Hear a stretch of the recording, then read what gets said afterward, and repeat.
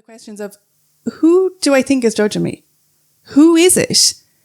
Who are they? You know, because we can have this thing of, oh, they're all going to judge me. They'll be thinking this, they'll be thinking that. this, they'll be thinking that. But I'm like, who's they? Who is they? And then I did a bit of inner work, kind of, you know, and kind of nailed it down to a specific group of people. And then I was like, even when I just said that, they're putting my face and my name on, like, my stomach actually nearly just dropped. Right. It was massive. That first reel that I recorded for Instagram, I think it was about relationships and how to manage a conflict in a relationship.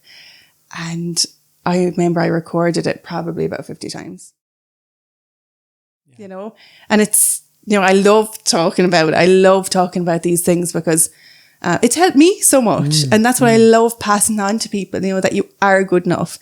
It's just, I suppose, you just need to feel it, that you are good enough. Melissa, welcome back. Thank you. We just finished our previous episode speaking about you finishing the integrative degree in psychotherapy and looking at the options and possibilities of establishing your own practice. What happened then? So, as I said before, I didn't know where to start, who to go to. So really, I just started Googling, to be honest, and was like, okay, what's out there? How do I start? How do I register my business? You know, what fees do I start with? So I found, as I was, I suppose, making my Instagram account, I stumbled upon Fiona. She had a really good training for building your private practice, or starting your private practice actually, but also marketing your private practice, which I had zero experience in marketing anything in my life. And it's really funny because, as a little side note, I love watching Dragon's Den. I love watching The Apprentice, and I love the marketing side of them. So it's really interesting kind of reflecting on that piece. But yeah, so I went to Fiona's training, found it invaluable. It gave me like a step-by-step guide of how to do this, but also, you know, being able to speak to other people. So we'll say speak to Fiona about her experience or listen to her through her webinars, but also speaking to other counsellors about their experience of, you know, how they started it off. And I think it's, you know, I had this vision in my mind of what my private practice was going to look like. So it was, I had to have a website. Everything had to be perfect on that website, okay? My Instagram had to be perfect. I had to have the perfect headshot. So there's a key theme here of perfection, okay? And as we know, that's unattainable to be perfect. So I brought this to supervision again at the time, and I just kind of reflected on what was holding me back. So there were two things that kind of held me back at the start of my journey and it was more so, I suppose at this stage I had the practical part down. So I knew how to register my business. I knew kind of about income tax from Fiona's training, but there was still something holding me back. So I was like, what's going on here? So there were two things. What I was getting to there was perfectionist mindset, where I thought that everything needed to be perfect for me to start. And if it's not, it means it's failure. So that was my mindset, honestly, going into it. And because I'm not sure if I said this to you earlier, you know, I had a date in my mind and I said, you know, I'm going to launch, we'll say, my Instagram on this date. So by launch, I mean put up my first post, saying that, you know, I'm a psychotherapist and, you know, I'm offering counselling sessions and that sort of thing. So I'd said I'll start it on the Wednesday, we'll say. And I had said to my boyfriend, Steve, I'll start it on the Wednesday. It's Wednesday comes and he goes, Melissa, did you post on Instagram? Oh, no. Sure, no one will be on Instagram on a Wednesday. You know, we'll push it back a little bit. Thursday came. Oh, I'm too busy. Too much on today. I can't do it. Friday. Oh, are you going to post it up? No. Sure, I can't do that. So it was like I was kicking the can down the line. Okay. So anyway, when I kind of did a bit of inner work on it, I think I was afraid, or I know I was afraid of what other people were going to say about me for, you know, putting myself online, you know, all this inner critic of, oh, who does she think she is? You know, it kind of felt like bragging in a way, that I did all these qualifications and, that I'm asking people to, I'm asking people to give me their time, and their money as well. So that inner critic was huge, really, really, really big in starting private practice. And I'm going to assume that it's like that for a lot of people. For me, definitely, yeah. Yeah, absolutely. Yeah. It's really massive. And that's why I do think, going back to what we were talking about, of that, I feel like it would be really important to have that as part of our course. And even that kind of inner critic part of things, not just practical stuff, kind of that critic that comes out. So anyway, just by kind of sorting through it, I started to reflect on the questions of, who do I think is judging me? Who is it? Who are they? Because we can have this thing of, oh, they're all going to judge me. They'll be thinking this, they'll be thinking this, they'll be thinking that. But I'm like, who's they? Who is they? And then I did a bit of inner work, kind of, and kind of nailed it down to a specific group of people. And then I was like, who's paying my bills at the end of the day? And I suppose brought it back to myself of, Melissa, no one's going to do this for you. You can kick the can down the line as much as you want, but at the end of the day, this is your life, and you need to do this for yourself, and it doesn't have to be perfect. Take the first step and we'll deal with whatever comes down the line as it comes, as things come up, as problems arise, like today with the electricity. That happened. We dealt with it. We're here, we're recording, and we're better for it is the key. Definitely. And I think that's when I reflect back on starting the private practice, that's the key thing that comes up for me the whole time with Melissa. It's progress, not perfection. Progress, baby steps. And things did go wrong. Things did go wrong of, maybe I wasn't prepared in certain things, even down to getting an accountant. I left that a little bit late and, but these things, they're the steps that come. Nobody is set up, with all these things ready to go. So yeah, that was kind of the main things that came up when I started my private practice. So when I first started, I was working. So I was doing half and half. So I was working in Frog at the time. So I was working part-time and then I was doing my private practice on the side. So it was a lot of work. Yeah. It was a lot of work.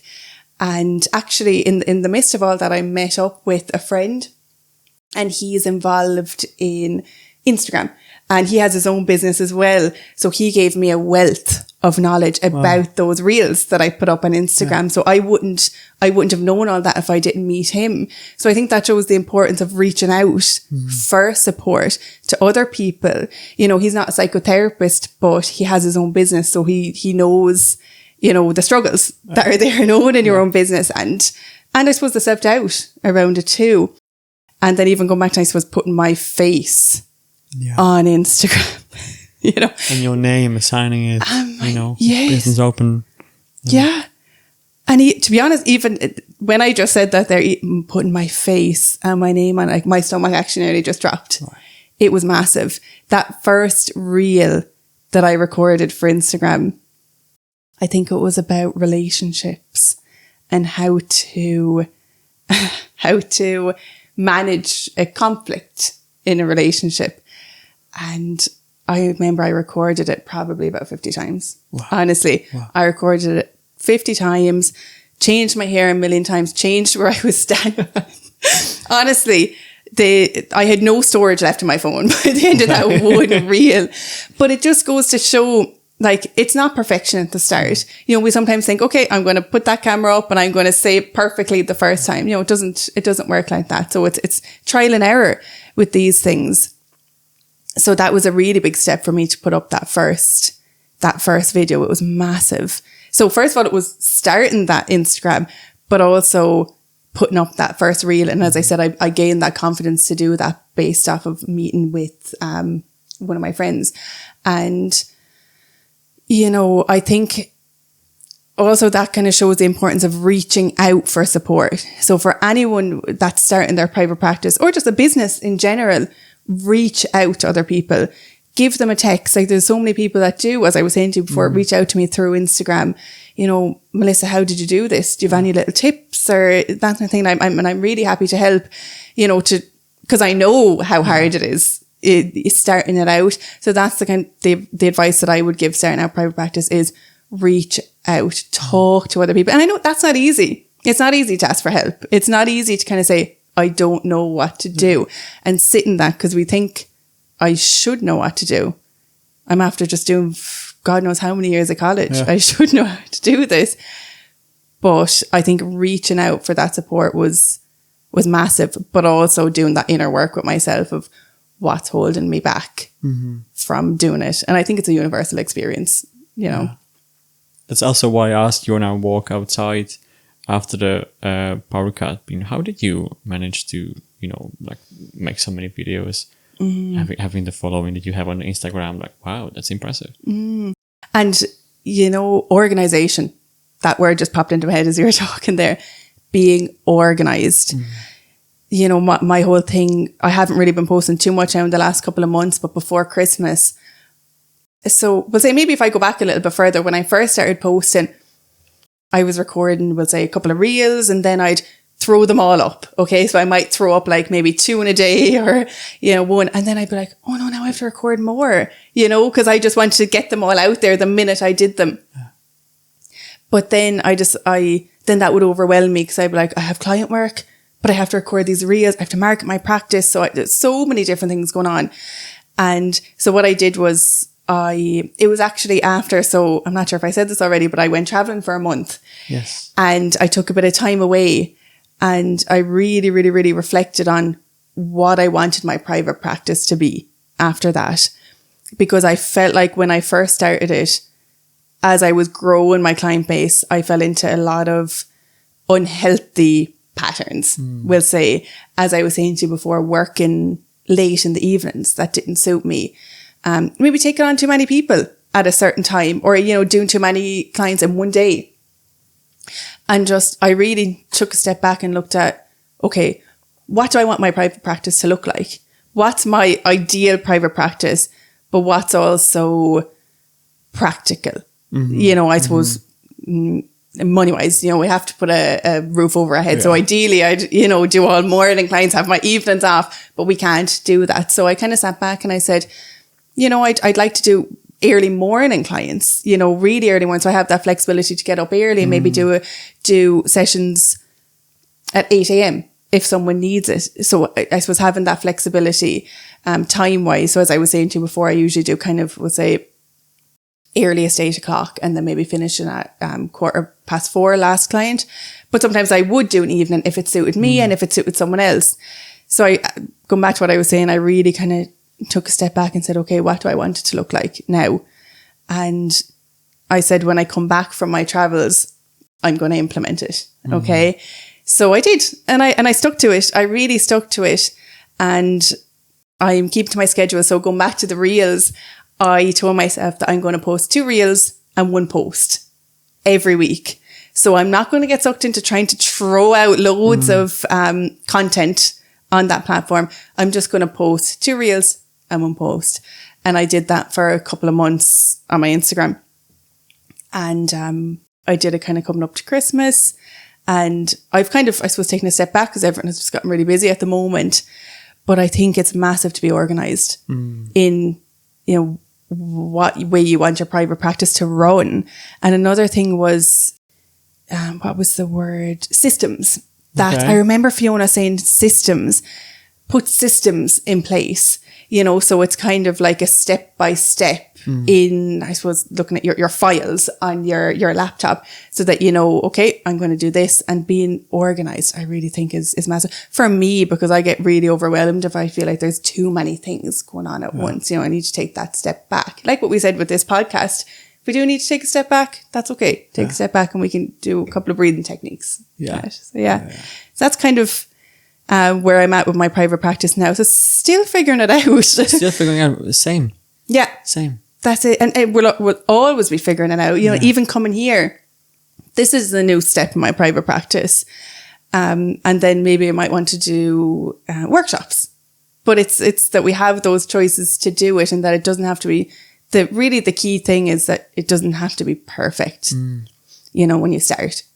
How would you describe to somebody how you work now with clients? Okay.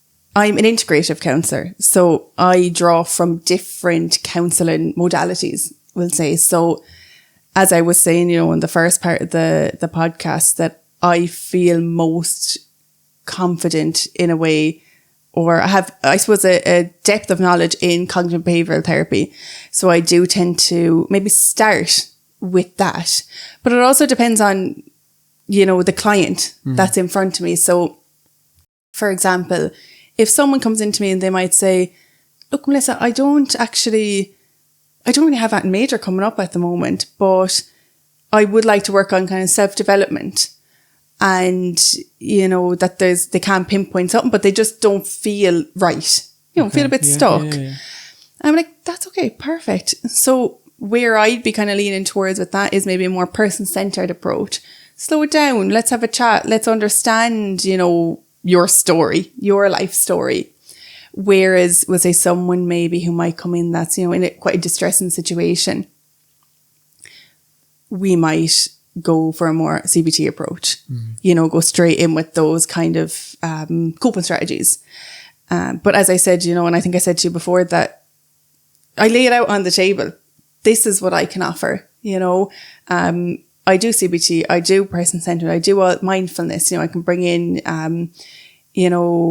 guided meditations and all that, and body scans. We can do all that and see which modality the client is being kind of pulled towards as well. It also depends on their past experiences in counselling as well. If someone comes to me and says, Melissa, I've done a lot of CBT in the past before and it doesn't work for me, we're not going to do CBT. So it's, counselling is always client led. Yeah. We're going to work with, what you bring to us. And I suppose it works really well for long-term clients as well. I think that integrative approach, because depending on what's coming up in your life. So as I said, with that client that comes in and says, I'm not really too sure, but I want to work on myself. I want to understand myself a bit more. We might start with person-centered, kind of teasing things out a little bit. And then, they're like, okay, I understand things a little bit more. Now I might look at the here and now. And then we put in that kind of, those coping strategies. So really, to answer your question, it's always client-led, as you know, of what do you need. I can always give my opinion. If I feel like we're going in a direction that maybe I feel like based off of, things you've said, it might be interesting for us to look at this perspective. Yeah. We'll say mindfulness. It comes up a lot with mindfulness. I might say, I'm noticing that your thoughts are quite busy. I'm wondering what it would be like for you to kind of sit with that. And could we maybe look at a bit of doing maybe a body scan around that? And I find that it comes up quite often with mindfulness that people are quick to dismiss it. You're nodding there. I feel like you've had that experience too, quick to dismiss it. Like it has its own like a life of its own like a meanings in people's minds, even though when you actually start to introduce stuff, they're like, oh, that's not what I thought mindfulness is. Yeah, that's it. And I often comes up with mindfulness, I was like, oh no, I wouldn't do any of that stuff. Yeah. That's weird. Even though in therapy, saying that is just quite like... Yeah. So, I'm like, okay, and exactly what you just said there is, okay, so I'm going to, we won't knock it first. We won't knock it.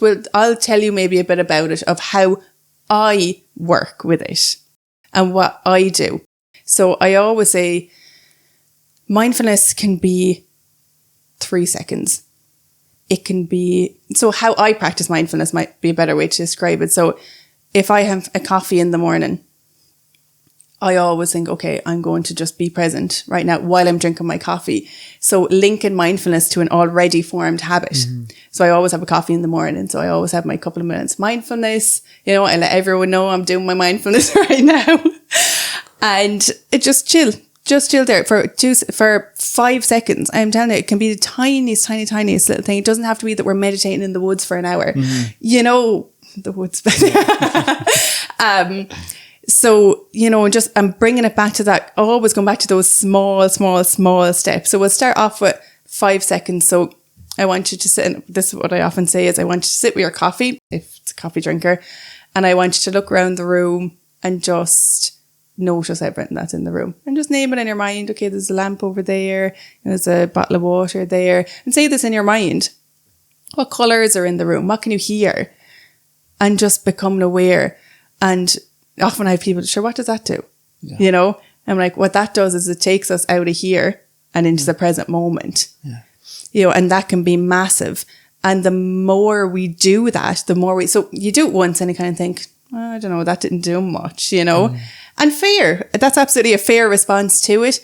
But it's that practice over time. That's the thing. If you do it first time around, you're not going to feel the change, right? But maybe when you establish it, when you build it up. Yes, yeah. Right, it does something. Yeah, that's it. And it's that kind of, again, that kind of progress means of, you know, doing it a little bit over time, that 5 seconds, it retrains our brain, you know, to be aware of what's going on in our surroundings rather than kind of living in our mind. And mindfulness was actually a really helpful tool for me all week, because I did find, I noticed that I was in my mind a little bit, or in my head, because someone would say something to me and I'd ignore them, you know, because I wouldn't hear it. And then somebody like, Miss, I just spoke to you. And I was like, oh, sorry. Like, you know, I didn't even hear you. So I think that's a good indicator of, you know, you're kind of living in your mind there, and we need to come out to the present moment. So more or less what I'm getting at there is that I would have done a lot of mindfulness this week in preparation for this podcast, you know, just to kind of ground ourselves. And I think it's really important to link it to an already formed habit. So I always say the drinking the coffee, brushing your teeth. Brushing your teeth is a massive one. And whatever tiny habits that you have, link into that so it doesn't feel like a chore. So it doesn't feel like, okay, now I have to book my mindfulness in at 5 o'clock today, you know, and it feels like a chore to do. If you're just filling that into different parts of your day, it feels like you nearly, I suppose, have a choice over doing it or not. So that's kind of how I work with mindfulness. And as I was saying, it does kind of meet that resistance with clients. And that's how I describe, you know, how I work with mindfulness. And it can be really, really, really beneficial. Or affirmations can actually be really beneficial with clients. Yeah. So, you know, and these are also other things that I feel like get a bad rep online, you know, of just repeating to yourself, I am good enough. Yeah. I am powerful. I can capable. Do this. I can do this. Exactly. I can do this. We can do this. Yeah. And even saying that out loud, like I nearly even feel a bit emotional, even saying that, you know, or even hearing that from someone, because it's so powerful. Like it rewires our brain. Yeah. And that's never anything I would, growing up, you know, said to myself, I'm powerful. Yeah. What? Do you know, that sort of thing. And I think, you know, it sounds like something so small, but practice daily, massive. And gratitude. Yeah. Gratitude is just... That just completely shifts your focus from, possibly from negative side. Okay, what's the anxiety now? Producing, you know, thought into really positive stuff. Yeah, exactly. Of course. And I always say, like, it doesn't have to be, I always use the example of, it's raining outside, okay? And we look out and think, oh, for God's sake, why is it raining? It's raining every day, you know? It doesn't have to be like, oh, I'm so happy that it's raining. This is great. You know, it doesn't have to be that black and white. It can be, okay, it's raining. I'll accept it. I can't change it. Yeah. And as simple as that, I can't change it. Let's see, you know, if I can do something inside instead. So it's little shifts like that. And I think that's the whole process of counselling, is those tiny, and I always say to people, because a lot of people would come in and say, you know, going back to social media, this hustle culture that we see on social media of, oh, you know, I have to constantly be grinding, I have to do this, I have to do that and all that. And, you know, I should be doing 10 sea swims a day and I should be journaling, you know, for hours. And I'm like, okay, let's just sit right now. Yeah. All I want you to do between now and the next session is walk outside your door, take one deep breath and walk back in and go back to it. Nice. Okay. And anytime I've said that to someone, it's been massive, because people come into counselling thinking that we're going to say to them, come on, you know, you have to do these things, you know, you know, or in my experience, people, you know, that it's like, no, you should be doing this. Come on, you know, A, B, and C, do this. But I think it's really liberating for people to hear, no, go out, take a deep breath, come back. Yeah. And then we'll see how that was for you. And more often than not, people would come back and say, yeah, Melissa, I went for a 10-minute walk. And I'm like, yes, that's what I was trying to do, nice, you know? Nice, yeah, but just reel it back and then kind of go from there. So that's what I love to do in my counselling sessions, is just really, really, really just pull away I don't really know how to word this, the kind of extra stuff. Like the pressure they feel they have to perform. Yes, like exactly. The duties and tasks. And That's it, exactly. I just like to pull away everything. The pressures, you know what you were saying, the duties, the shoulds that we put on ourselves, that I'll go into as well, the expectations of other people, and let's just sit with who you are. And often as well, people say, I don't know who I am. How can I sit with who I am if I don't know who I am? I'm like, okay, let's figure out who you are together. Yeah. And often we'll say when that piece comes up is a childhood. You know, what did you enjoy doing when you didn't have these expectations on you? When you could just go out in the garden and run around and you didn't have all these thoughts about what other people are going to say about me or what I should do with my life. So I always say, what did you enjoy doing when you were a child? If they're comfortable to go there, obviously. Yeah. And it's like, oh yeah, you know, I did loads of horse riding when I was a child, but I stopped that when I was 10, when I started secondary school. I used to do, you know, football, soccer, all these different things. Not me now, but people. Yeah. And like, okay, did you enjoy it? Yeah, I loved it. I actually loved it, but then life got in the way. So I'm like, I'm wondering, is that something that we can kind of tease out? We'll say, for me, we'll say if I'm bringing it back to myself, is I loved being outside. I loved playing outside. And I'd always, for some reason, I'd always take off my socks. And I'd always run around in the garden because we have a massive garden. And I'd always run around in my feet. You know, which is so strange, you know, looking back, and I often wonder, like, what was it? Why did I do that? And I think when I suppose, on my journey of figuring out who am I, I connected it back to my childhood, and I was like, okay, I like being outside. Yeah. I like hiking, and that's what I do now. I do a lot of hiking and time spent outside and that sort of thing. So I would really encourage anyone to think back to who were they before, or what did they enjoy doing before they felt the weight of the world on their shoulders. I used to love swimming. I stopped that. And it's something that I don't do, to be honest, at the moment. Something I would like to get back into. So it's definitely, I think the childhood piece is a really good indicator of who we truly are underneath all those pressures and expectations. In the way, what I'm hearing from you is also the person we abandoned. Yeah. We have left them somewhere. Mm-hmm. Maybe we never reconnected with them. Mm-hmm. And they are still somewhere there in our past or in our psyche or in our heart. Yeah, that's it. Waiting for us to notice. Yeah. Come back to them. That they're there. They're there. Just we have to rebuild that connection with them through counselling. Yeah. And we will. And I suppose the main types of issues I work with or I specialise in, are kind of like self-development, relationship problems, anxiety, and all these different things. I really, really, really enjoy working, or limiting beliefs that we have on ourselves, and how to kind of break out of that mentality, you know, I always imagine nearly like, and it's something I experience as well, of a cap. I used to always imagine it like a cap. So, and how I visualize it is a graduation cap, actually. And I remember my own personal therapy, I always said, you know, I just feel like I have a cap on my head and I can't shake that cap. All I want to do is take off that cap and throw it out the window. But obviously I couldn't. And then I remember there was one day, you know, my therapist asked me, you know, how did you find your counselling session today? And I remember sitting there and I was like, I feel like my cap is moving. On its own. Yes, exactly. So that was, I suppose, an analogy in a way of like, it's slowly coming away, you know, and it's not going to happen overnight. Yeah. You know that yourself, like with counselling, it's a process of figuring things out together. I can get things wrong. You can get things wrong. We can all get things wrong, but it's about how we come back from that. How would you work with these issues people might have, let's say with CBT?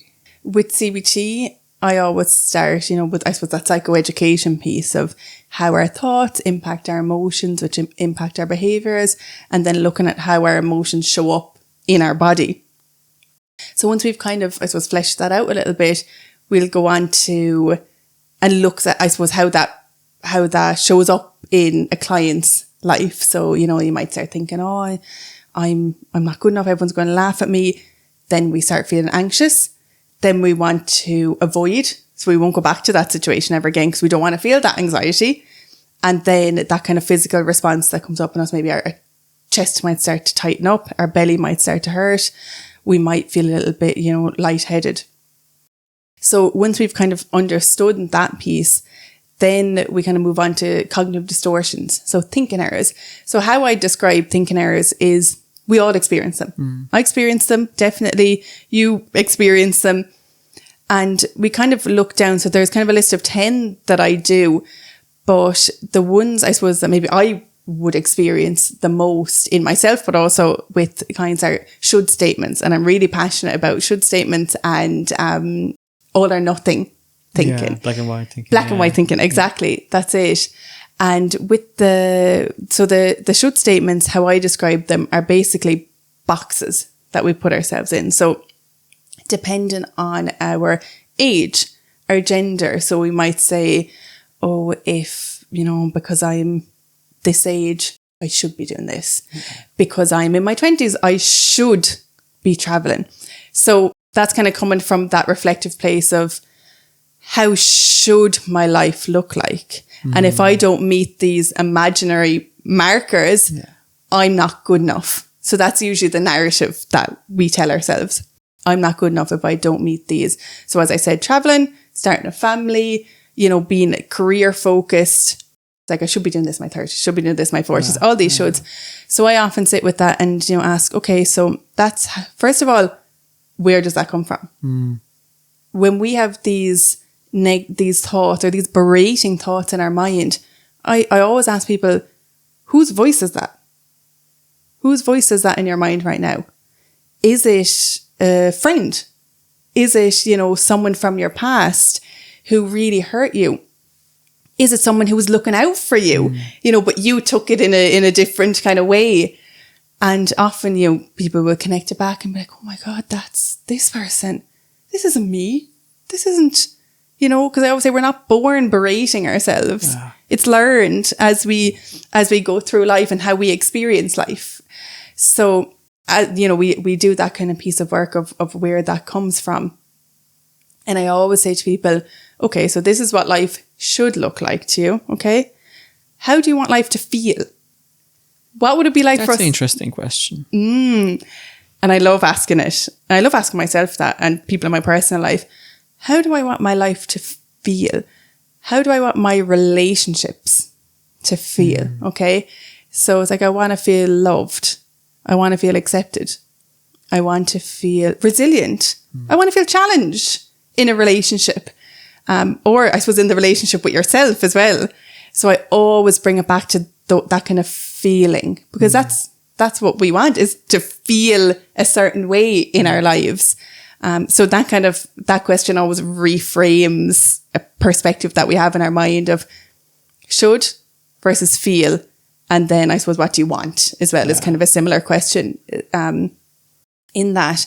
And then as I'm doing that work around, thinking errors, we always look at kind of core beliefs as well about ourselves. What are these kind of deep-rooted beliefs that we experience? So that might be, I'm not good enough.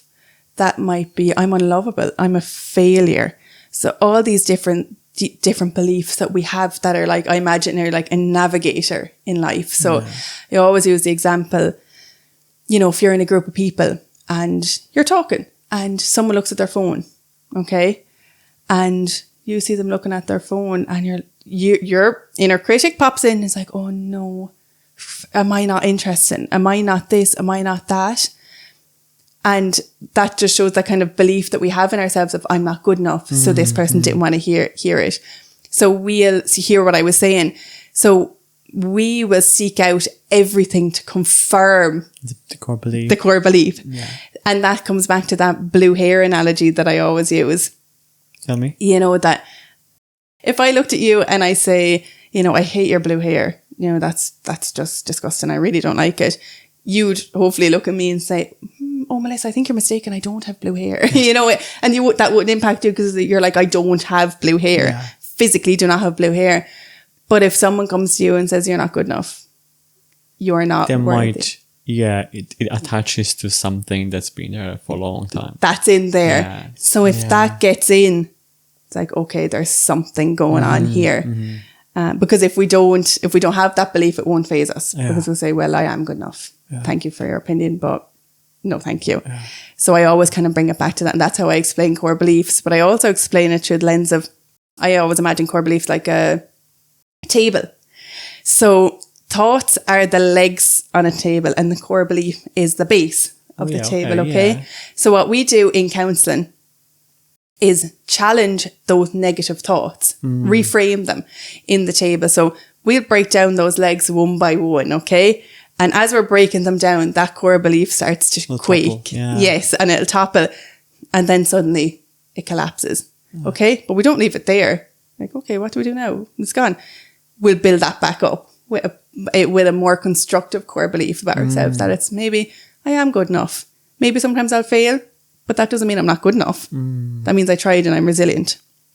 I'll give you an example maybe from my own personal life of where this showed up for me and how I managed it. So we have all that kind of core belief thing. So about last year, I was in a social situation with there was a lot of people going around. There was, drinks involved, and I'd say something and nobody was listening to me.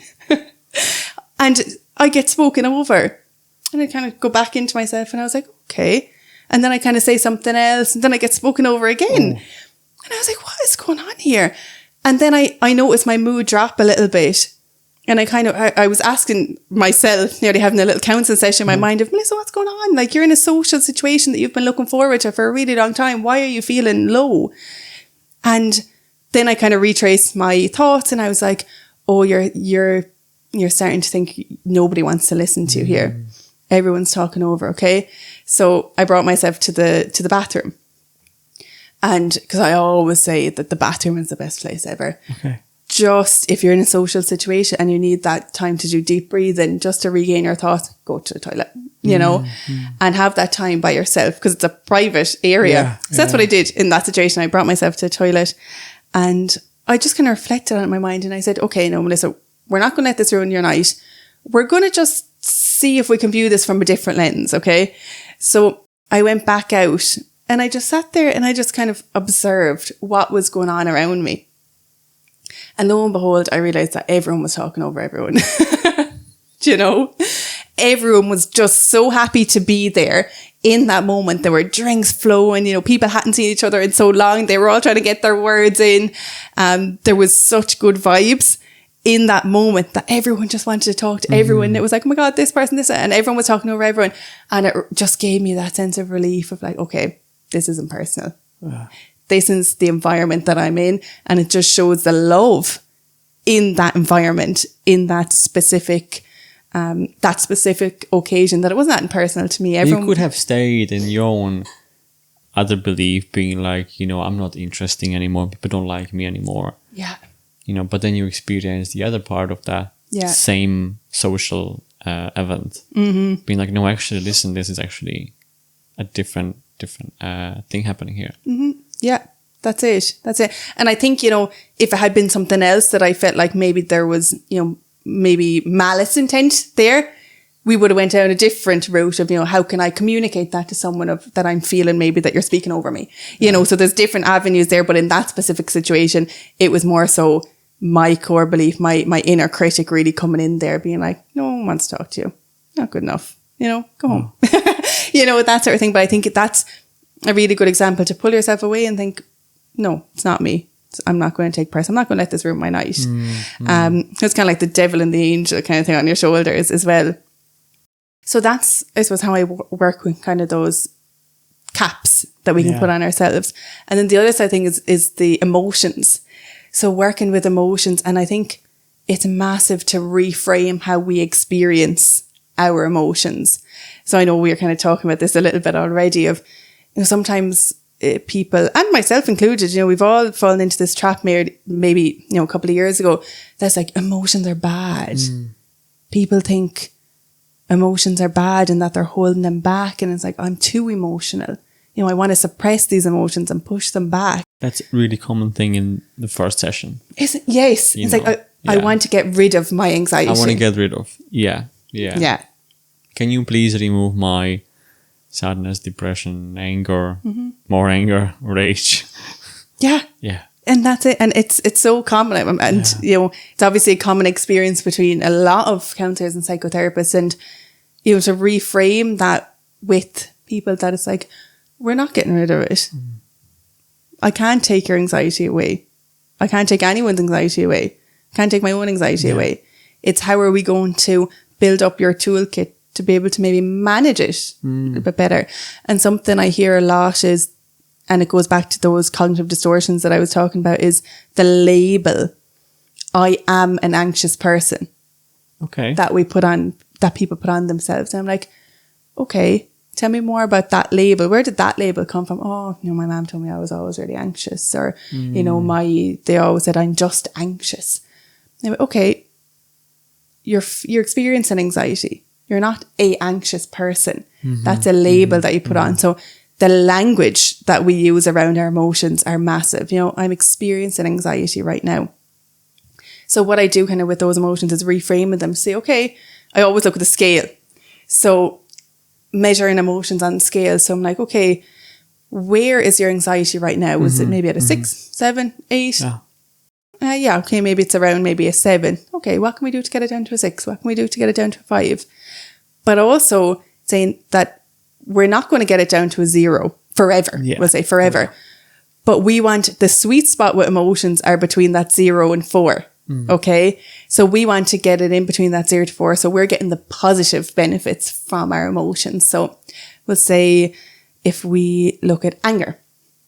So if we have anger in that kind of 0 to 4 sweet spot, as I call it, we're being more assertive with ourselves. Because you know, when you feel that anger, you might feel it in your stomach, you might feel it in your chest, but it prompts you and guides you to speak up for yourself a bit more, you know, and say... Assert yourself, exactly. And say, you know, I'm actually not really happy about that. So sometimes we do need that anger to push us.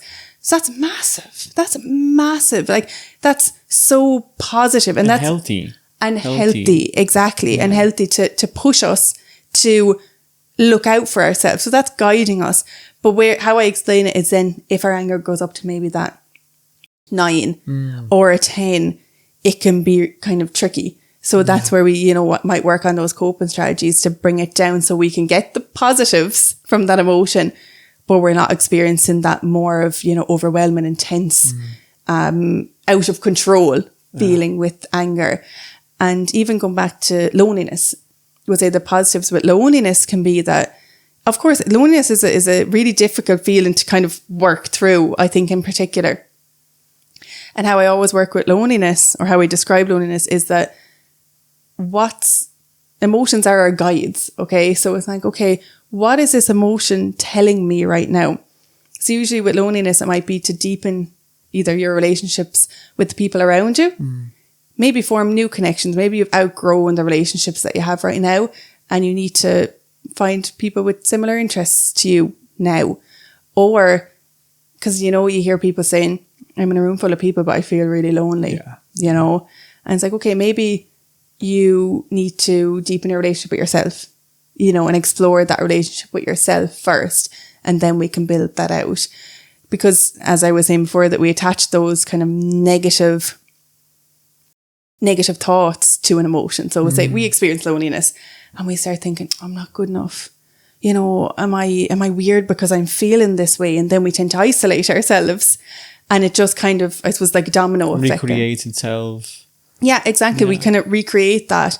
But what I love to do in counselling is sever that meaning that we have from emotion. So we'll say sever those thoughts. So create space between that you can experience the emotion, but you don't have to believe the thoughts that are coming with that emotion, if that makes sense. You might have also a choice to be like, okay, do I want to believe it now? You can question it. You can interrogate that link that has been there for so long. Yeah, absolutely. And I follow I can't remember his name, but he says, be curious, not judgmental. It's the catchphrase of, being curious about our emotions of why did I do that? Why didn't I do that?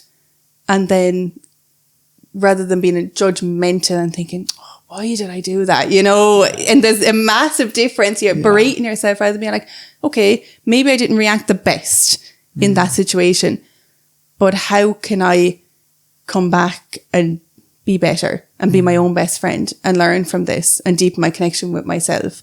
So it sounds like something so simple and so small, but it's a massive kind of perspective shift that's learned in counselling. I'm really, really, really passionate about that because I really believe that everyone has good in them. I really, really, really do believe that. It's just about figuring out, how that shows up for you. So something that comes up a lot is around kind of what's your definition of success? So, people might come in and say, oh, I don't feel successful in my life. So I always start asking them, okay, well, what is your definition of success? Okay, well, it's having a degree, having all these things, or maybe having a house, having children, and having everything. Having everything. That's how it sounds. I'm not saying that people are saying it all the time, right? Yeah. But oftentimes I find the same thing. People saying like, oh my God, I'm in my 30s, should be married by now, should have 2 kids, preferably one girl, one boy. I'm like, well, all right. Yeah, exactly. And that's a really good point too that I actually never thought about myself, was that wanting everything, of, be like, I should this, should have a degree by now. Or 2, or at least PhD. Yeah. Yeah, that's it. So it's kind of like, I suppose, taking a step back and thinking, okay, what is my definition of success right now? And where is that coming from? Is it coming from expectations of other people that I should, come back to those should statements, that I should be at this stage in my life? Or is it something that I actually want to do? Because there's always a thing, it comes up, maybe I've always wanted to start a business in dog walking or something like that. And I'm like, why not? Oh, because that'd be weird. Can't be doing that, But really, that's what you want to do. And I suppose just sitting with that and being like, okay, this is what you really want to do, but what's stopping you? What's the disconnect there between, you living your dream and then kind of, I suppose, living this life that you feel like you should live. Yeah. If that makes sense. So often with success, people will measure their self-worth based off of how much success they have. Now, bear in mind that success is defined differently by every single person on this whole planet. So I would always say, how do you measure your self-worth? And it might be, it's through my job. It's through my looks. Yeah. How nice I look. My body image. My relationship. And, I always sit with that because usually, more often than not, and same with me, it's definitely a trap I've fallen into of measuring things by external external things, whereas we want to maybe reframe that to maybe, internal attributes that you have, that my self-worth is measured. First of all, it doesn't fluctuate, that your self-worth doesn't fluctuate, that it's your confidence can fluctuate in different areas, that it's like, maybe me coming down here might be like, oh my, I hope I'm good. I hope, I do you justice in amongst all this and all these type of thoughts, that your confidence in different areas. Or, if I started a podcast myself, mightn't feel confident at the start. But just because my confidence is low doesn't mean my self-worth should be low. Yeah. Yeah. So I think I was disconnecting both of them, you're always worthy. No matter where you are in life, you're always worth something. From the day you're born to the day you die. And I genuinely believe that with everyone. And I suppose through counselling, we want to reframe that, you know, your self-worth comes from within. That it's, you know, I'm worthy because I'm me. I'm worthy because I'm a good person to others, but to myself. You know, I'll sit with my feelings. I'll, you know, do my best that if my job left me in the morning, if my partner left me in the morning, I still have my core. You know, I know myself, I know my worth, I know my values. And that kind of brings me back to two other analogies that I use in counselling. And I always describe counselling as an anchor. Okay. Interesting. This is how I imagine it. Counselling is an anchor. Okay. And we're the ship. So we're living on the ship. Okay. So some days it's going to be a windy, wet, a horrible day, you know, and it's really, really, really tough. But we want to build our anchor to be as sturdy as we possibly can. The ship is going to move. The ship is going to move. It's not to say the ship's going to be stuck there forever, but we want to make sure that that anchor is solid. And of course, there's going to be sunny days and everything's fine, but the anchor represents counselling and the coping skills that we have when we go through counselling. So your inner world, your strength.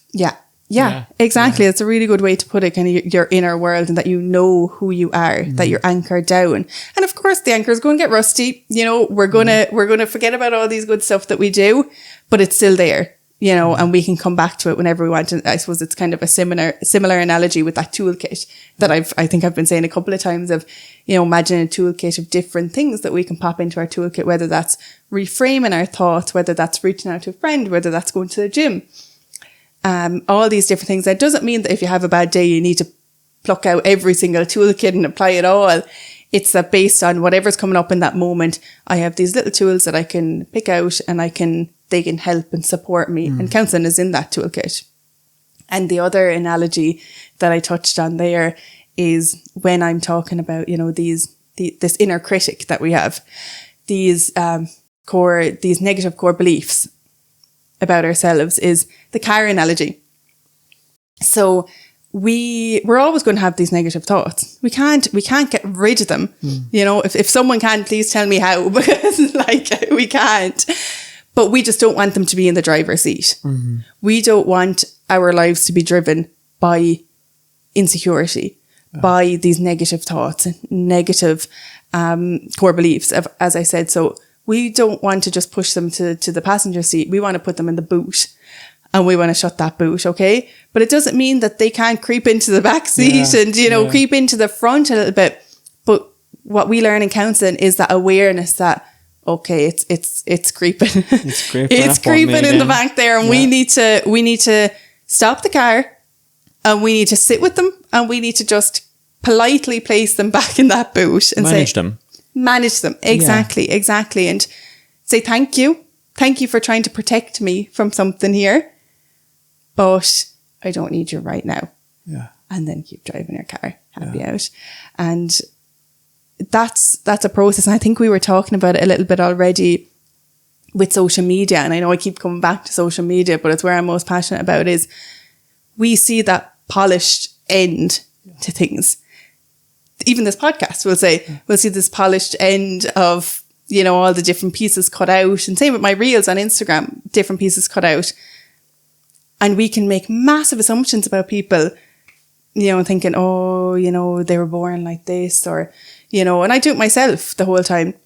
But you don't see that kind of, I suppose, them sitting in the back seat, you know, thinking, I need to push these to the back and let's power through. And that's what this podcast is all about, you know, is bringing out the truth of these experiences and normalizing the human experience, isn't it? As a therapist as well, having it, right, going through the same thing. It's not the case of us being perfect. And, you know, okay, maybe we have dealt with the fear once, or we'll never have to revisit, you know, personal doubts anymore. No, we have them as people. We just maybe know more how to manage them. We might more equipped how to deal with them. That's exactly, and that's the perfect way to put it. That I think they said when we were in college that we were nearly just a step ahead with clients, you know, that it doesn't mean that we're at the end of the race, because there is no race, you know.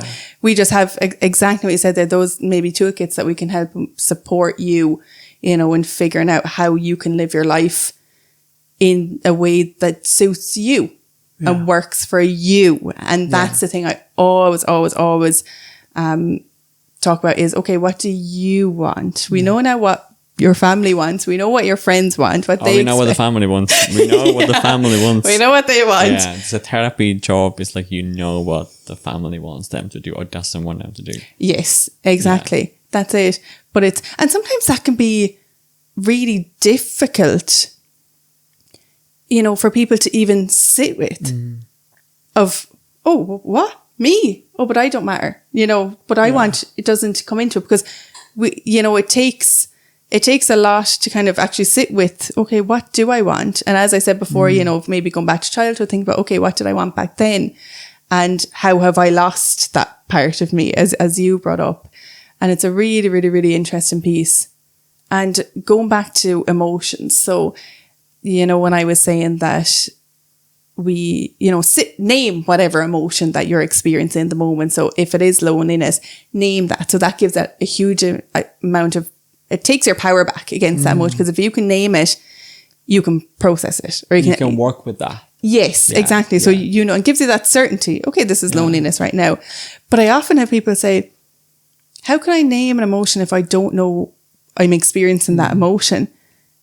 And it's so true. It's so true. Because I remember years ago, I'd be getting this feeling in my belly. I was feeling in my chest. Or I'd want to isolate myself. I didn't have a clue what that was. I didn't have a clue. I just thought this was just me, you know, waddling around in my day. So I always will say with that type of work, it's kind of looking at how an emotion shows up in your body and checking in with yourself. And it's so important to acknowledge those happier emotions too, because we spend a lot of time talking about, you know, those negative emotions, anger, sadness, all this. But I love to bring in, how does it feel when you're happy? How does it feel when you're excited? Where does that show up? For me, it's kind of in my chest where I feel really passionate, or I feel in my stomach, or I have energy. So acknowledging that, because sometimes we can focus so heavily on those more negative emotions that we forget about the positive ones. So when we are experiencing those positive emotions, it's like, oh, everything's grand now. I don't need to, you know, sit with those emotions. And it's so important to do it, because they're guides to show us where we want to go with our lives. If we meet up with a friend for coffee, you know, I have so many fantastic friends, and I meet up with them for coffee and they tell me about what they're doing with their lives. And you probably know yourself, you know, talking to people and thinking, what, and coming away with that feeling of feeling so refreshed. I mean, like, I needed that in that moment with that friend. And just checking in with yourself of where am I feeling that? Is that kind of my chest? Am I getting a burst of energy? I want to go home and like apply for all these courses, because, you know, to be a dietitian or something. One of my best friends is a dietitian, and, you know, she's a wealth of knowledge with things, you know, and then I can, you know, we can bounce off each other, and we work so well in a friendship. And I have so many other friends, you know, is a garden, and she brings so much knowledge to me. So I think, so there's so many different people around. And I think that's so important, to surround yourself by all these different people in your life. But where I was going with that is just kind of being in tune with what your emotions are trying to tell you, or trying to guide you towards as well.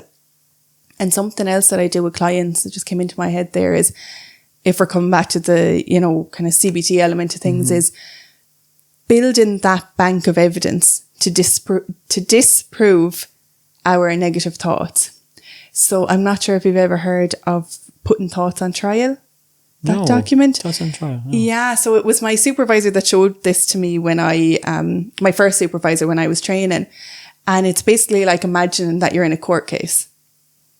So you're in a court case, and we'll say the thought, I'm not good enough. Okay. We're bringing that to court. Okay. Yeah.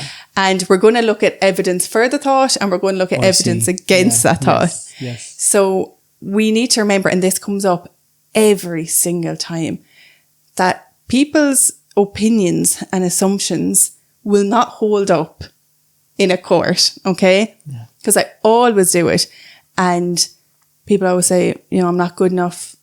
We'll say, an example. I'm not good enough and I'm going to fail this exam, something like that. Yeah. So someone might say, oh, but my mother told me that I'm not good at maths. And I'm like, okay, we can definitely sit with that. But for this exercise, it's not going to be allowed into the court case because it's an assumption. Yeah, I get that. You know, right. It's an assumption that someone else made. It's an opinion by someone else. It's not a fact. Yeah. You know, we're looking for facts here. And then we come over to the other side and it's, you know, okay, what are the reasons to disprove this thought that I'm not good enough and I won't pass this exam? It's like, okay, well, I passed my last exam. I got through last year. All these different facts, you know, that balance up our thinking because we take people's opinions. You know, we do. Yeah, I know. We do. It's like, oh, this person said this thing about me and that means this. But it's like, why are you holding their opinion higher than yours? So I think that's a really powerful thing of looking at both sides of the coin, that there's actually no facts to say that you aren't good enough. And it's always the same that, you know, there's a lot more on this side than there is on this side. Or, you know, I can't think of them right now, but there's always different things that once we start to explore it, it's like, yeah, I was able to do that in the past. And, you know, even if we take it out of an exam setting, it's like, I am good enough because I got into college. You know, all these facts that we forget about and we just rely on people. And we dismiss them for some reason, for whatever reason. We just dismiss them and we stay with the 20, 30 years old story we were told often by somebody else who's not us. And it's just so ingrained in us, isn't it? And we can be operating through our whole life through this lens. And believing that story, And believing the story that I'm not good enough or that I would never be able to do this. But then it would, and I always, you know, describe it as this of someone might come in and say, and by someone, you know, I'm saying myself of, you know, these are experiences that I've had as well of, well, I'll apply it to myself maybe, and, you know, me in my own counselling, it's like maybe feeling not good enough and bringing that in. And it's okay. So you're doing work and then you're ingrained in this belief. Okay. So people are ingrained. I am not good enough. There's nothing you can say to this to make me change my mind. And then it's kind of like, as you're going through counselling, it's kind of like you start dipping your toe into, maybe I am good enough, you know? But then you dip your toe in and then you just run away quickly and you're like, no, how dare I? How dare I even think I'm good? How could I be good enough? Yeah, how could I be good enough? You know, am I full of myself that I think I'm good enough? So then I suppose through the counselling process, it's like, what was it like for you to just dip your toe in there? You're like, it was liberating. You know, it was liberating for me to do that, but I'm scared to hold on to it. Yes, yeah. I'm scared to sit in it. Yeah. So it's like, okay, let's come out for a sec. And then maybe we'll go in a little bit further, you know, and see what it's like for you to do that. And then hopefully, you know, after a while, we can start believing that, okay, yeah, I am good enough. Anyone who says the latter, thanks, but no thanks. Yeah. You know, and it's, you know, I love talking about these things because it's helped me so much. And that's what I love passing on to people, you know, that you are good enough. It's just, I suppose, you just need to feel it, that you are good enough. Another thing that I'm really passionate about is, I'm not sure if you've heard of it, but the Dunning-Kruger Effect. So it's basically, and it's really, really, really interesting. I only came across it there a few years ago. And it's basically the more you know about a topic, the less confident you are in your abilities in that topic. And I suppose the less you know in a topic, the more confident you are. So the only way I can kind of explain this is when you were in your course, in the counselling psychotherapy course, or if you were researching your course, you might look up a couple of things and you're like, oh yeah, I can do that. Yeah. That's cool. That's, wow, fantastic. So maybe the first lecture, it's oh wow, this is really interesting. First part is listening. Yeah, I've been listening my whole life. Yes, exactly. 12 years. I know what listening's about, right? That's it. Yeah. So you're all, motivated and all this, gung ho. And then as you go into the course, you're like, wait a second. Yeah. Wait a damn second. You're like, this is a lot. All these modalities. How am I meant to do all this in the session? you know, and then you start doubting yourself. And, you know, all this information is coming and you're like, oh my God, you know, am I able for this? All these questions come up. Now, the good thing is that as you go through kind of that learning experience, let's say if we look at it through a graph. So usually when we first start learning about things, it zooms up. And you're like, oh, I know everything. And then as I described there, it kind of goes down and you're like, wait, what am I doing here? And then it goes up a little bit so that you're confident in your abilities, but you also know your limitations within counselling and psychotherapy. And I suppose you're able to communicate that. So I suppose where this shows up for me and why I'm so passionate about it is, you know, it shows up in social media that people who maybe aren't educated in a certain field spreading misinformation. And I'm not saying there's bad intent there, that maybe they don't realise, you know, that this is misinformation that they're spreading. And I think it shows up a lot in different professions as well. You know, if someone's a dietitian, it's the same thing, you know, counselling and psychotherapy. But I do think it's something that does come up on social media a lot, that, you know, you do a bit of reading and you're like, oh, I'm an expert in this. And then people put things out, not knowing the depth of knowledge that is out there that, you know, we go into in college. And then we sometimes feel like maybe the imposters, because we're like, oh my God, all this, we have to do all this. How am I meant to do it? Whereas someone with maybe less knowledge doesn't feel like an imposter. Yeah. And that can be kind of tricky as well. You know, when you see it on social media, you know, this person saying this, and it's like, wait a second, I'm not too sure about that. And I suppose that's that internal debate in yourself of, you know, why are you saying that? You know, I've done all these degrees and you have nothing and you're saying this. Yeah.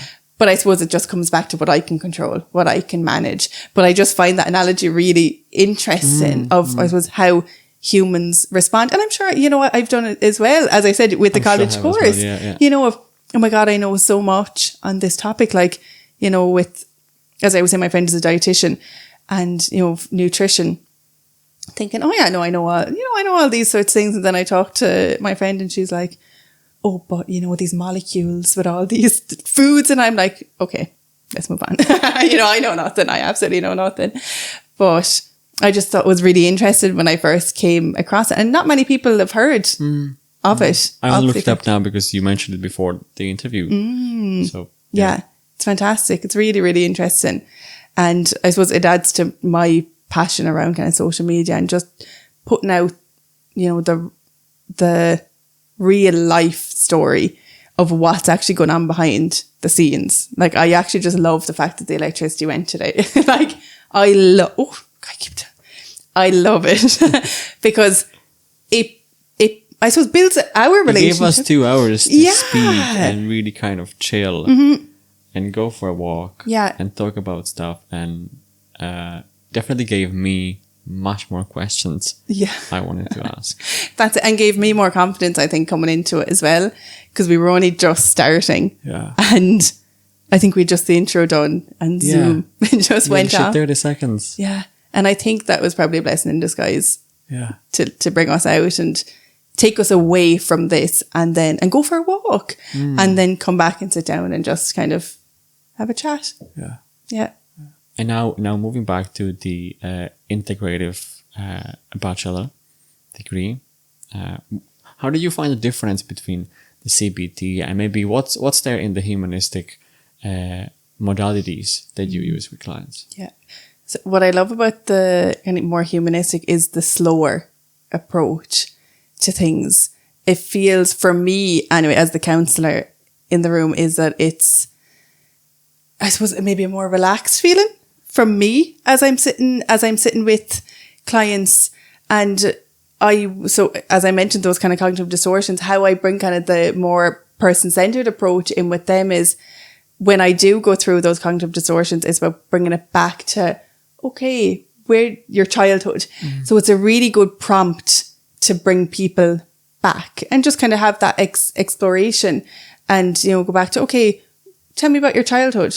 Tell me about where, you know, you might have thought in black and white, and then move away from those thoughts. Okay. Because, you know, I'm really aware of people coming in and it's hard to just let it out. you know, and say these things. So I use that as a tool to, and that's where the integrative part comes in of that's a tool to bring them back and just kind of, you know, like, okay, what happened there? You know, how did you feel when this happened? How did you feel when this? That's such a beautiful line. Yeah. How did you experience this? Yeah. You know, and all those kind of open-ended questions to just let someone kind of sit. And there's no,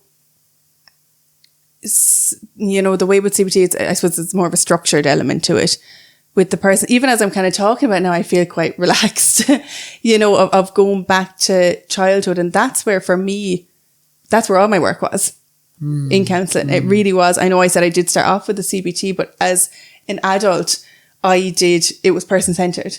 It was all person-centered. And I remember I loved that. I really loved it. And sometimes, you know, as I'm kind of sitting here, I'm thinking that I do sometimes with the slower pace of those sessions, because I think in my mind, I'm kind of like, blah, blah, blah, blah, blah, blah, you know, and constantly going, that sometimes that slower pace can be hard for me. Because, you know, you might feel like, I don't know, how do you feel about that?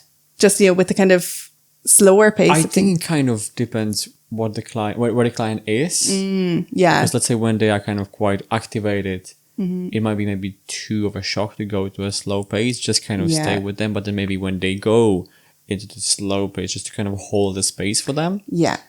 And then to see what happens. Yeah, that's it. And just sitting with feelings, because I don't think we weren't taught to do that growing up. Well, I definitely wasn't sitting, you know, in school or anything like that, of just, you know, experiencing emotion.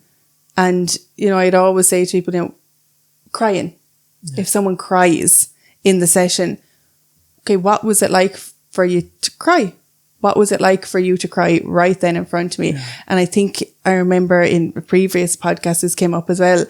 And it's so, and when I heard that, I was like, you know, it's so interesting. You know, just crying, how that someone mightn't have ever cried in front of someone ever in their whole life. So really sitting with that moment, you know, because we don't know, we're not taught to do that. We're not to maybe have shame connected. And we say, if we say to someone, what you have connected with crying, is it a positive experience for you? Is it a shameful experience? And then taking that, I suppose, whatever comes out of that, and following that through, you know, and going with that of, you know, I find it quite shameful to cry. Okay, why? What happened? You know, that you've connected crying and shame together. So really, really pulling things back to be like, okay, let's just sit together as two humans and figure it out. And have you ever experienced that? You know, I would have people who, or maybe have like 2 or 3 types of people who cry, right? One person just one tear and they cry. That's crying for them. That's what crying means for them, right? Another person just really kind of crying. We would say maybe regular cry, right? Another person is just fully in it. Yeah. You know, but oftentimes in my experience, the one just only has one tear and keeps saying, oh, I just cried. I cannot believe I cried. That's most interesting. Yeah. And that's something maybe to really kind of work with, because I wouldn't, I mean, it's not my place, but I wouldn't really see that as a full cry. But for them, that could be the most shameful experience. Yeah. Being seen crying, just one little tear. Yeah. You know, and I'm like, wow, that's interesting. Yeah. And it's so eye-opening for you then. And shapes you as a counsellor, that, you know, you have this belief, this person's this belief, and that's okay. Yeah. And you can sit there with them and understand that that's their experience in that moment. That's their life. That's their story. Yeah. That's their experience, as you said. Yeah, that's what they are holding on to. That's it. Yeah. And how honouring is that for someone to be able to do that in front of you? You know, and it goes back to, you know, with that more, I suppose, humanistic perspective in counselling, that relationship of building that trust. Because if you don't have that foundation, what do you have? What do you have exactly? Yeah. Honestly, you don't. And I think that's so important, because there were times in my experience as a counsellor, you know, where I might have that, I suppose, in my perspective, having that kind of, I suppose, relationship building time at the start might feel like, oh, what am I doing here? You know, I need to get into things. But I'd always need to pull myself back and be like, Melissa, you're building a relationship. It takes time. Yeah. It takes time. It takes time. Absolutely. And it's really important to catch that in your mind when it's like, right, let's kind of push things along a little bit to really pull it back and say, no, this relationship is massive in it. And that kind of, I suppose, transparent piece of being honest about what you're experiencing with someone. Because maybe someone has never experienced that. Yeah. Someone being honest with them in that counselling space, that it's like, you know, I'm wondering, how are you finding this counselling experience? Like, what's your perspective on it? Is there anything I could do differently? Is there anything that, you know, you do like that we're doing together? How are you finding the relationship? Would you like me to be, you know, say a little less? Would you like me to say a little more in our spaces? And I think that's massive in building a relationship. And I always, anytime a client does say to me, oh, Melissa, you know, maybe we could do this a little bit differently. Would you mind if maybe we did this? Or maybe would you, I'd prefer maybe to come into the sessions and for me to just have that space to speak a little bit more, and for maybe me to hold back and not say these things. I love when someone says that, because I'm like, bingo, we have the relationship there. You're asking for your needs. Yes, you exactly. You are vocalizing your needs. Yeah. So you trust me on some level. Yeah, right? exactly. That you're telling me, okay, I need this from you. Yes. Can we do that? Yeah. And that's one of the most difficult things to do, is ask for our needs to be met. So, you know, some people, and I know it might be hard, you know, for people to say, oh, Melissa, do you mind if we do it this way?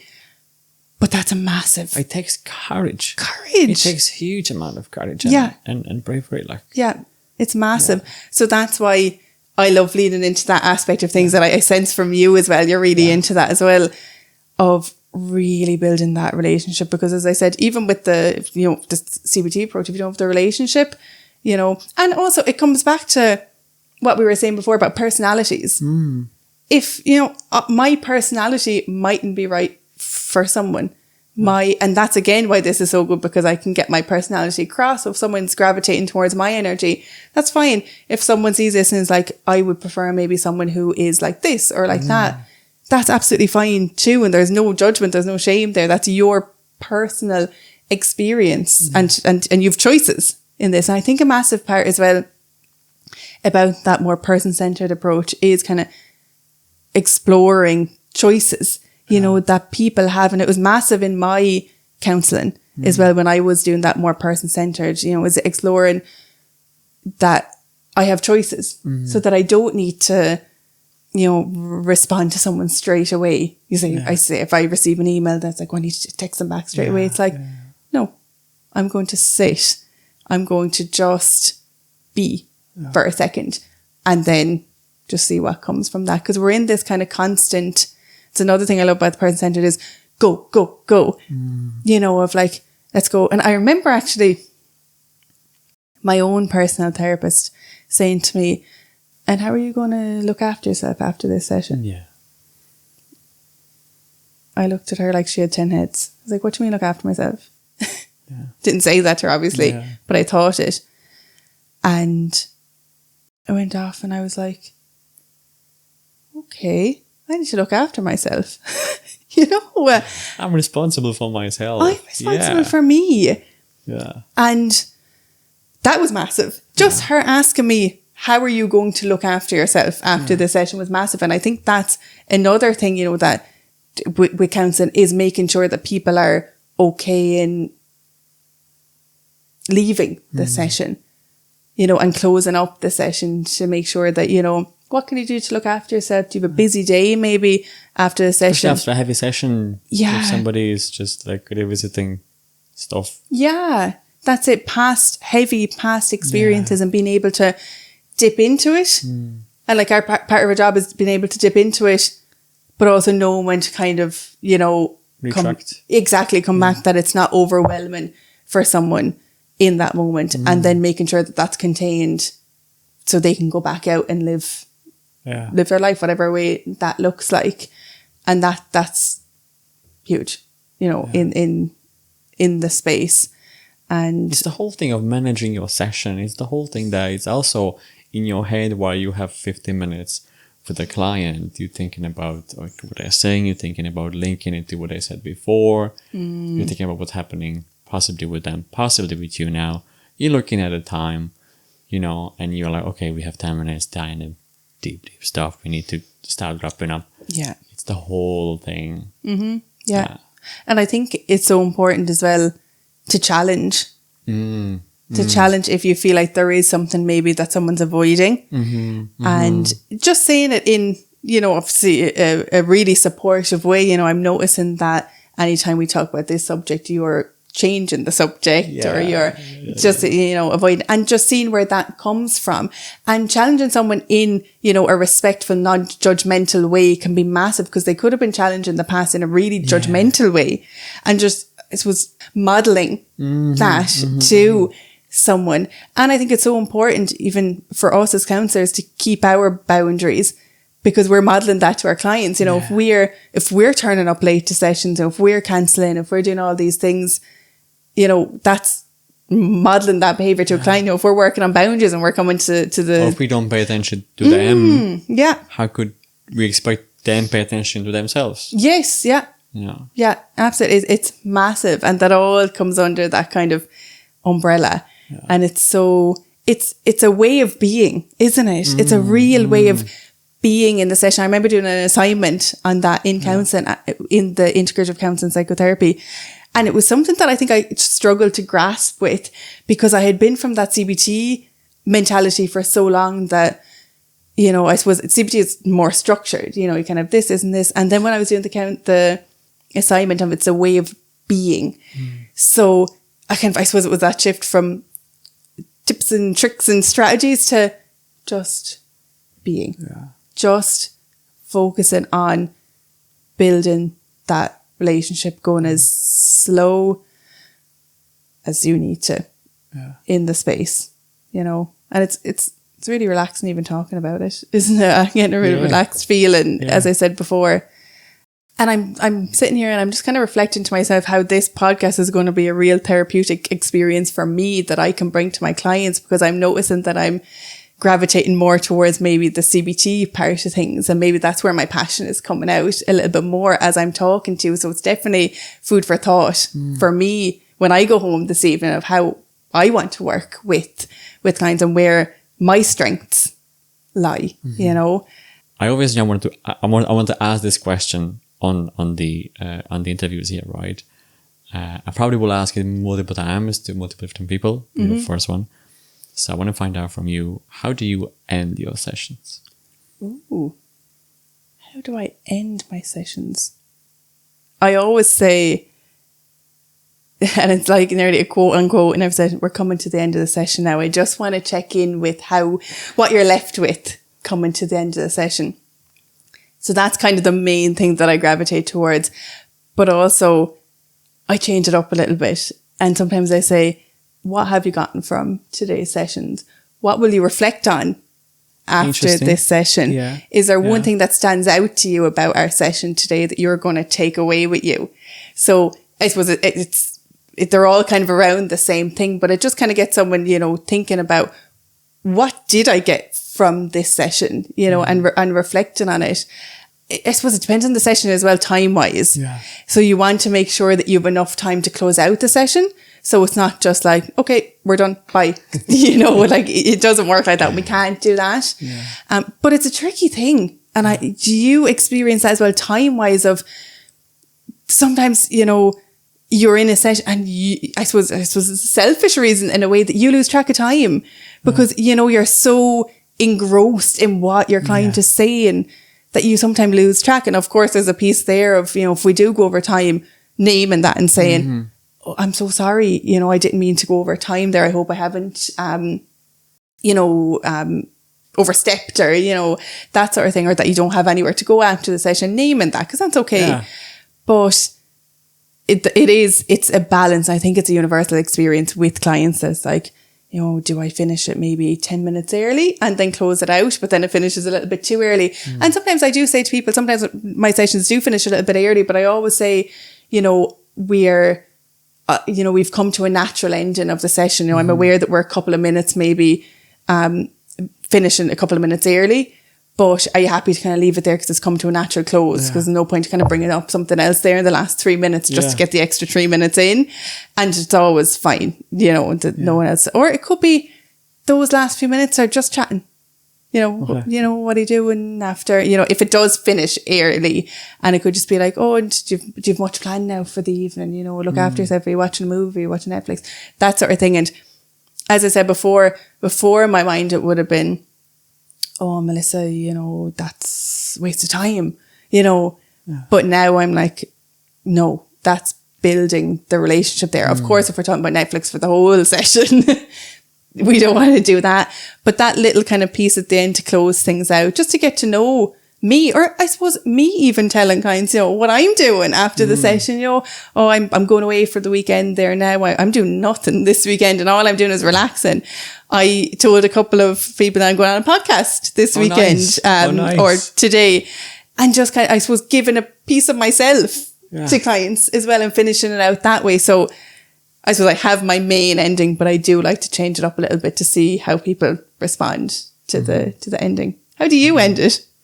I mostly, I would know kind of clients who are fine on time, or people, who maybe have tendencies to stay a bit longer and go over time, right? So with these, we would say like, okay, we have maybe 5 minutes to go, we have 10 minutes to go, to kind of put it in that we are kind of almost hitting that 15 minutes mark, right? And then I would say most of the time it kind of naturally kind of comes to an end, as you said, and I guess my kind of go-to line, I'm just realizing now, probably just, my clients are probably like, oh, this line again. I'm like, are you happy if we leave it there today? Are you okay with that? Did I leave it there? Yeah. So, that's actually good. I'm going to wrap with that one. Do. Are you happy if we leave it there today? That's really good. Nice, gentle kind of feel to it. I don't know where I heard it. I'm not sure it was maybe my therapist or something, but that's my line. And it's just like, somehow it's just really kind of working for me. It's been for a while. That's a good question, though. I like that question to end things of how do we end? Because it gets you reflecting, though, of how do I end it? Could I change it? Because we do get stuck into these kind of ways of being in the session. Because I saw a beautiful thing, and I know people will have their own opinions on this, but it was like having clocks in the counselling room. Yes. If someone has a clock, if they don't. But I saw someone on social media and they had like a sand timer. Oh, yes. You've seen it before. Did you see that? And a sand timer. I'm still kind of processing how I feel about that, or if I would bring that into the room. But it just shows, I suppose, the different ways we can interpret time in the counselling space, that whether it's a little bit of sand. I think for me as a client, I would love that. If I walked into a counselling room where they had a little sand thing, I'd be loving it. And for me as a client, I need to see the time. I want to see the time of where am I. I don't want to be going overtime. I don't want to be going under time. I want to have that control in a way in the room. But, as a counsellor, what are you comfortable with? Do you show your clients time? Now, I do it mostly online, so they have the time anyway. Yeah. But it's a personal preference, isn't it? Yeah. Yeah.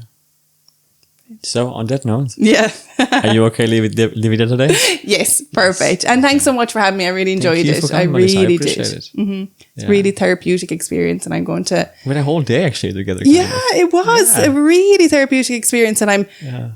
And I think I'm going to come back and interview you someday. Oh, please do. Please, that would be brilliant. Brilliant. Thanks for having me. Okay, lovely. Thanks. Brilliant.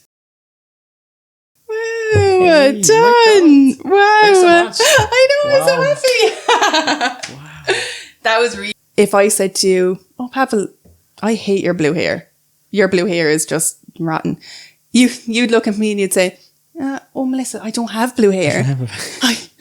Sorry. I'm sorry. Don't worry. I'll start with the blue hair analogy. Sure. So if I looked at you and I said, oh, I love your... No, I'll start again. I might actually take a drink before I get into this, because I know. Cheers. I can feel my mouth getting dry there, but I'm like, I need to take a second. You're so good. Do you think is it okay? Okay, this is good. so good. I'm just like having this like a I'm only able to hold 5 questions, and then another one, I just have to let one go. I have to let one go. This is so good, like, you know. Stop me if you need to. No. It's brilliant. That's what I was saying, that because I was even saying to Steve, like, I like bringing in my own experiences as well, because it brings up kind of the passionate side, you know. Yeah.